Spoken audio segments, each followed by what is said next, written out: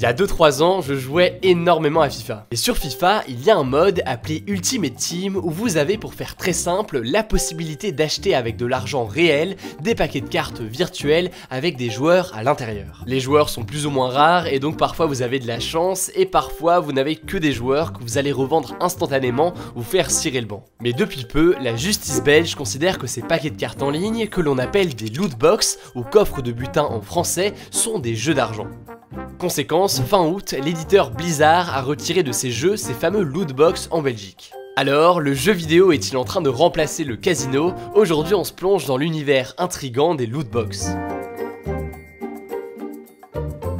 En fait, au fil des années, les jeux de hasard payants se sont immiscés dans la plupart des plus gros jeux vidéo du moment. Ce qui a fait au départ ressurgir cette question, c'est la sortie du jeu Star Wars Battlefront le 9 novembre dernier, où la mécanique du jeu est beaucoup articulée autour des lootbox, et si vous n'achetez pas de lootbox, eh bien vous allez progresser très lentement dans le jeu. Ce caractère aléatoire des lootbox, c'est ce qui les différencie de systèmes comme ceux que l'on connaît chez des jeux comme Candy Crush. Sur Candy Crush, vous pouvez payer pour obtenir davantage de crédits de partie, mais il n'y a pas de hasard. Vous savez que vous allez recevoir en crédit X parties pour Y euros. Bref, l'autre problème important, c'est le manque de transparence sur le fonctionnement de ces lootbox. Si je veux obtenir Kylian Mbappé dans un paquet de cartes sur FIFA, eh bien je ne sais pas combien j'ai de chances de l'obtenir. Bon, certains jeux ont fait des progrès de ce point de vue-là, Animal Crossing sur smartphone par exemple, qui indique le taux de probabilité d'obtenir tel ou tel objet, mais la réalité c'est que ce genre d'initiative reste mineur. Alors après tout, pourquoi une telle offensive des autorités publiques, et surtout quelle différence avec les paquets de cartes Panini qu'on avait quand on était petit, ou même les paquets de cartes Magic, Pokémon, Yu-Gi-Oh et j'en passe.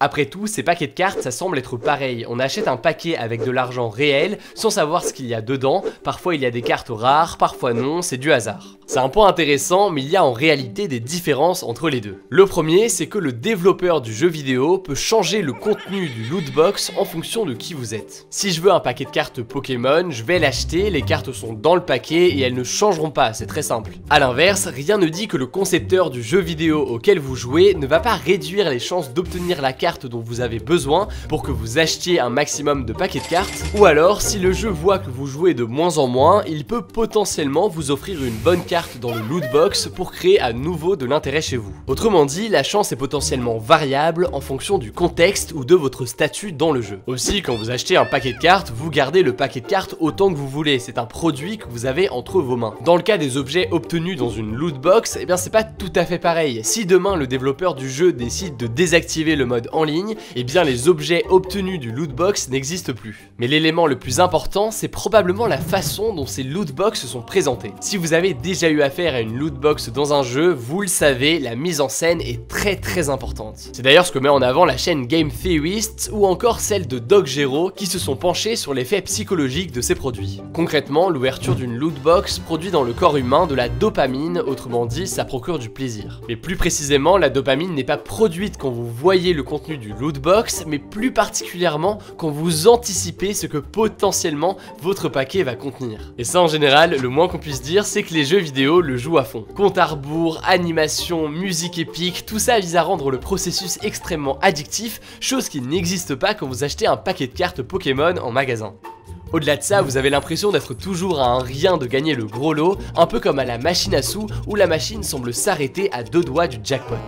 Au début de la vidéo, je vous parlais de la Belgique dont la justice commençait à sévir, et bien sachez que la situation est légèrement différente en France. En fait, l'Argel, l'autorité française de régulation des jeux en ligne, a indiqué que les lootbox posaient effectivement des questions, mais qu'en même temps, elles se trouvaient dans une zone grise où elles ne pouvaient pas faire grand chose, appelant ainsi les institutions européennes à agir pour réguler la chose. En tout cas, en attendant l'Union européenne, de mon côté, j'ai malheureusement toujours pas réussi à obtenir Kylian Mbappé sur FIFA. Voilà, c'est tout pour cette vidéo. J'espère vraiment qu'elle vous aura intéressé, et si c'est le cas, bah ça tombe bien parce qu'on en publie régulièrement sur la chaîne. Donc n'hésitez pas à vous abonner et appuyer sur la cloche pour ne pas rater les notifications.